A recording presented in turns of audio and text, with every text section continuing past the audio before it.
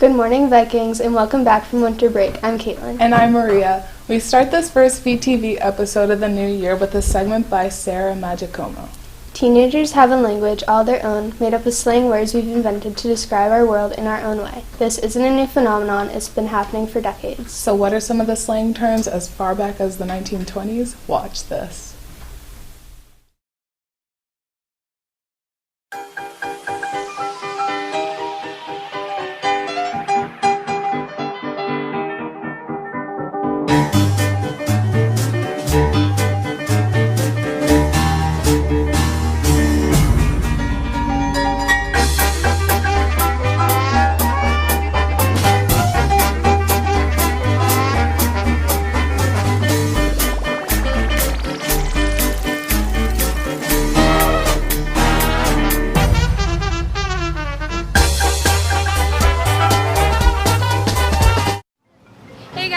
Today we're going to teach people 1920s slang!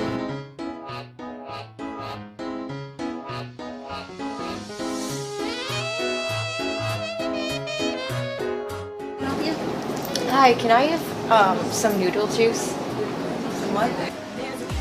Hi, do you have any sinkers here? Do you know where the John is? Noodle juice? Sinkers? No, I don't even know what that is. Yeah. See that exit sign? Yeah? That's a door, go down the stairs.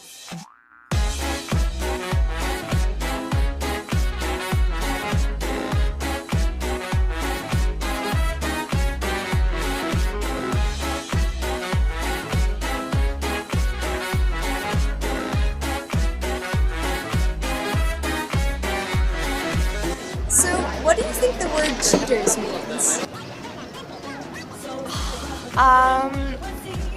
Cheaters means people who are not true to their word or the rules or people in their lives. Actually, back in the day, it meant a pair of sunglasses. Oh, it did? Yeah. What do you think it means when someone calls you a dumb dork? Like a dumb girl, right? Like a blonde. Right? Yeah, I would say, yeah. Yeah, you're right. Yeah. That's right. And her name's Dora, so that's All right, what do you think the word jacks means? I'm actually from Europe, so if I understand, I can help you guys. If not, Like shoes? No. yeah. Money. Money, yeah. Really? Yeah. Oh, okay. Okay, so what do you think the word gams means? Scam? Gams. Gams? Gambling? No. Oh, They're ladies' legs. really? What do you think the word sinker means? Something you put in a boat that sinks in a boat.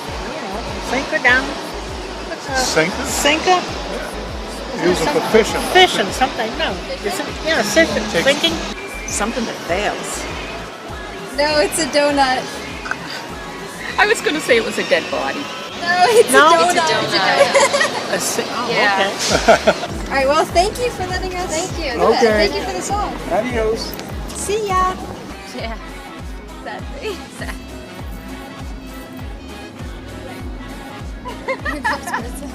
Here comes Marissa.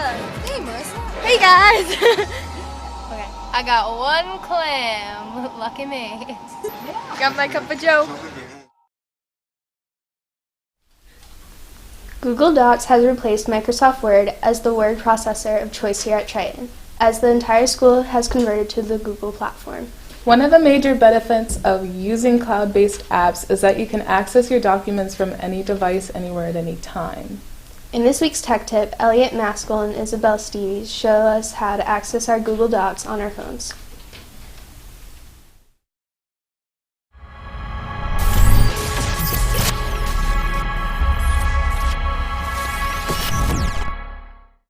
All of our teachers are using Google Docs in the class right now. That means we have to use it for our homework now. What if you could start a document on the computer in the library during study, and then finish it at home on your phone? In this tech tip, we'll show you how.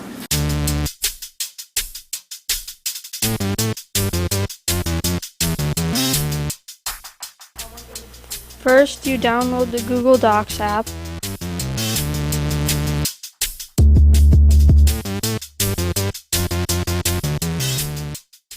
Sign in to or create an account. Create a new document on your phone.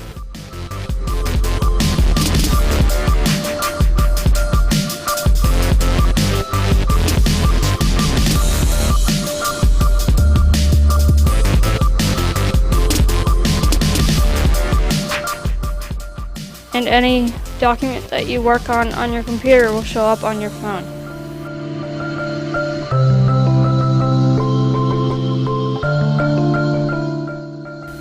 And then any document that will work on your phone will show up on your computer.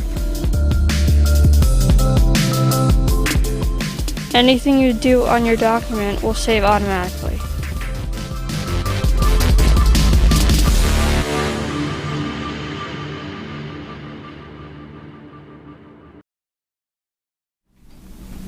It seems everywhere we go these days, we bump into people who have made the life choice to become a vegetarian. So why did they do it? Is it a health choice, a political statement, or something else? Kelly Kozlowski and Caitlin Chasen teamed up to find some of Triton's students and teachers who have made the switch and become vegetarians. These days, it's common to be a vegetarian. According to Google, a vegetarian is a person who does not eat meat and sometimes other animal products, especially for moral, religious, or health reasons. We interviewed students and teachers in school who live this way to find out why they live this lifestyle. Why did you choose to be a vegetarian? Largely environmental reasons. Originally, my parents were vegetarians, so I was raised that way. And I've continued to be. I've made a choice to continue to be vegetarian. Basically, the environmental devastation, grain, like everything you have to grow, all the vegetables you have to grow, grass to grow, to feed a cow.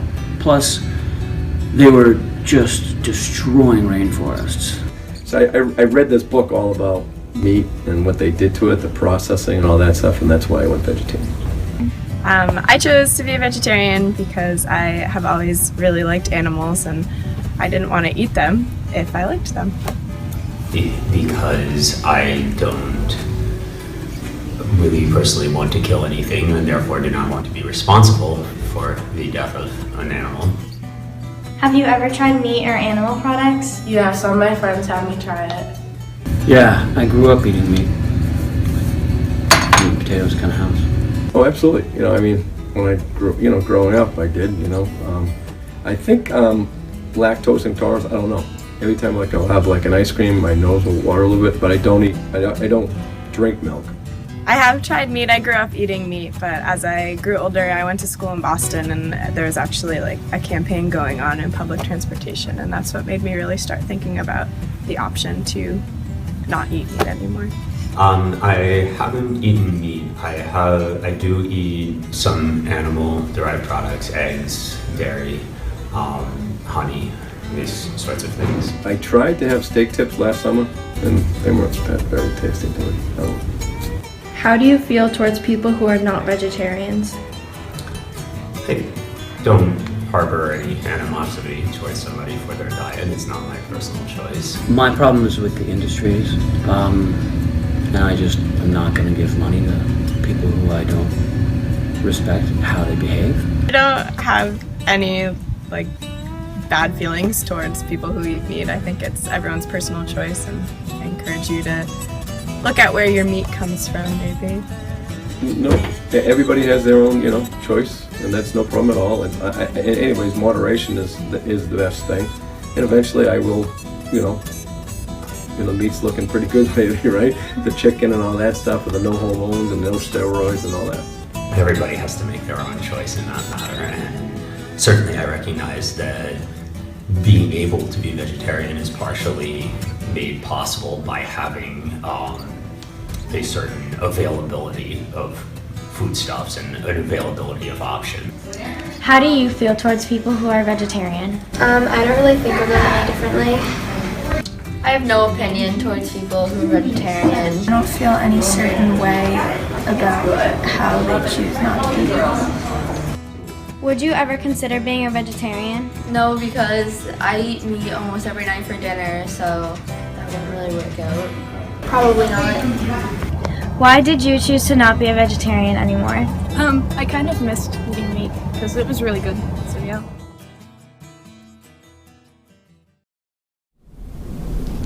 On Wednesday night, the boys' basketball team took on rival Pentucket at home. The Vikings came away with the win and improved to 3-3 on the season. Seniors Cam Barrett and Leo Heffernan had the call. So welcome to a cold January night in Byfield, Massachusetts. My name's Leo Heffernan and this is Cam Barrett, and we're broadcasting live from Triton High School. Tonight's matchup against the Pentucket Sachems. The boys jumped out to an early lead in the game as scoring opportunities came often, and all the shots were falling. Rebound, Eric with the steal, looks to Luke, who goes up for the layup and hits it. At the half, Triton led by 6 as Pentucket continued to play the Vikings tough. Looks to Cleary with the 3, hits it. This is going to be a tough game tonight with their outside shooting skills. Yes, you can definitely tell that Pentucket, even though they're small in size, they're good at outside shooting. In the fourth quarter, Triton was able to extend its lead and ultimately finish the game with a 57-48 win. Pass to Luke.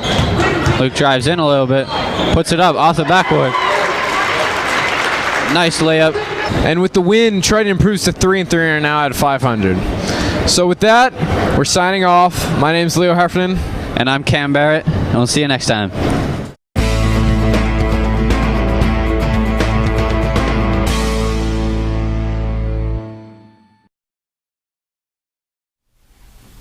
Congratulations, Vikes! The next boys' game is this Friday night at Georgetown, starting at 6:30 p.m.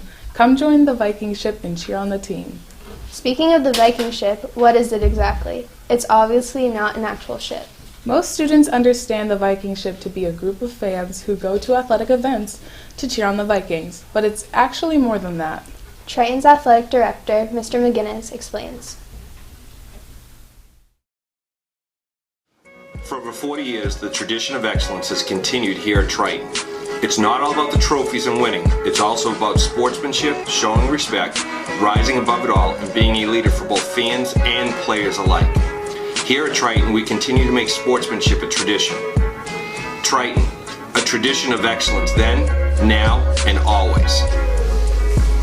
You know, the expectations that we have for all of our students here is to use 4 simple words when they're attending games, and that is respect, responsibility, honor, and character. What we all have to remember is everybody's watching at all times, whether they're school administrators, parents, they're also the young kids of the community that come to watch us, and how we act at games will actually help mold the future, because those young students, those 8, 9, 10-year-olds are watching how we act, and that's how the future Triton Ship will be acting. You know, over the last few years, the fan section has been awesome. The Viking Ship has really been taking off, both when we go to outside games and inside games. It's been awesome. And what we want to keep doing is keep growing, and that's making sure that we're going to each other's games, making sure that we're going to the theater and the arts performances. And the Viking Ship just isn't about athletics, it's about everything here at the school, and it's just been amazing. And especially with the work that VTV is doing, covering a lot of those games, it's just awesome. You know, I think it's showing up to the games and saying, okay, I'm not going to hang out at home tonight. A lot of students want to go to games and being at games, but I also think it's positive cheering. I know that VTV did a series a little while ago that was an awesome thing on the student athletes at games and the student section. And what we want to do is we just want to reiterate, there are chants that are just not acceptable. There are chants that if you can't explain them to every person that you meet, they shouldn't be used. And we have been working very hard here, and the student athletes, coaches, administrators, staff, parents, community work very hard to make sure that we're being positive at games. I expect our students to have fun. I expect them to cheer. I expect them to be the 6th person on the basketball court. I expect them to be the extra person at every athletic event, and having fun, cheering nice and loud, but being positive and staying within the confines and the rules of sportsmanship. The 5th annual Christmas tree bonfire in Newbury will be held this Saturday at Tendercrop Farm from 3 to 9 p.m. The bonfire will be lit at 5 p.m. The event is free, but money raised from concessions will go to support the Newbury Fire Department. Right now, the weather looks chilly, so come and warm up around the fire and support a great cause. That's it for this week's episode. Thanks for watching our show. For Caitlin, I'm Maria. Stay classy, Triton. Did I go? Should I just go? Thank you. Who have made the life choice to become a veterinarian. Vegetarian. Kelly Kozlowski. Okay, Kelly Kozlowski. Oh, great. Seniors Cam Barrett and Leo Heffernan had the Heffernan. Leo Heffernan.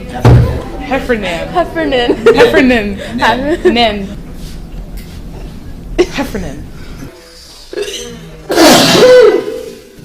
Be more enthusiastic, Caitlin. The next boys game, that's it for this week's episode. Thanks for watching our show.